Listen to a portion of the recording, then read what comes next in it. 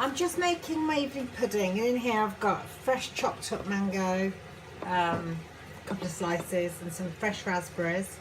And I've weighed out 30 grams of brown couscous. And I've added in there some, I've run out of this, that's the last of it, almond flavour I get from Sainsbury's. So I've bought the kettle and just going to pop that over the top, just enough water to cover it. And then I'm going to cover it, and that's going to be sort of my crumble topping that I'm making this evening for my pudding. Okay, so the couscous is done, and I've just tasted it. It's got a lovely almond flavour. I've just added some cinnamon in and a tablespoon of the sukrin gold.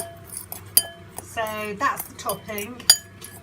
I'm just going to sprinkle in some butter buds to give it a bit of a buttery flavour.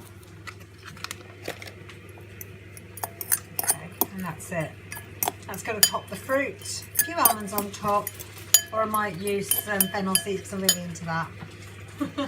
And I'll make a decision in a second. So there she is. Tastes lovely.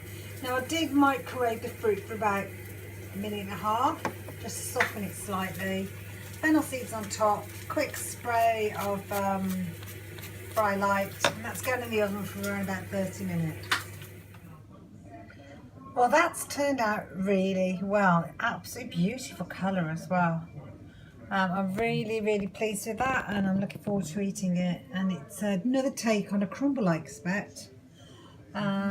Just zoom in a little bit so you can see what the texture's like. It is kind of crumbly, as you can see. So I'm hoping that's going to taste as nice as it looks. Scrummy.